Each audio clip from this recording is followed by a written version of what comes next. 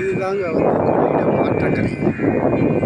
இது எங்கே இருக்குன்னா திருச்சிராப்பள்ளி சத்திரம் பேருந்து நிறுத்தத்திலேருந்து ஒரு 5 கிலோமீட்டர் வரும். இங்கே தான் வந்து குப்பை மாணிக்க சுவாமி ஜீவசமாதியும் இது பக்கத்தில் தான் இருக்குது. ஆற்றங்கரை ஓரத்தில் இருக்கிற சித்தர்களுடைய ஜீவசமாதிக்கு ஆற்றல். இங்கே வந்தீங்கன்னா இதை பாருங்கள், கொள்ளிடம் ஆற்றங்கரை. இதில் தண்ணி எவ்வளோ போகுது பாருங்கள்.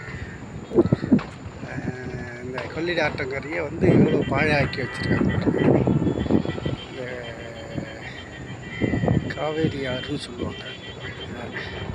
இதனுடைய அவலை நிலையை பாருங்கள். திருச்சி வந்து மிகப்பெரிய ஒரு பாழடைந்த நிலையை பாருங்கள். ஏன் நான் உங்களுக்கு காட்டுறேன்னா,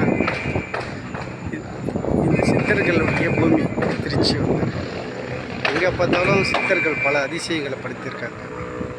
அந்த வகையில் சித்தர்களை தேடி என்னுடைய முயற்சியில் குப்பை மாணிக்க சுவாமிகள், மௌனகுரு சுவாமிகள், இப்படி பல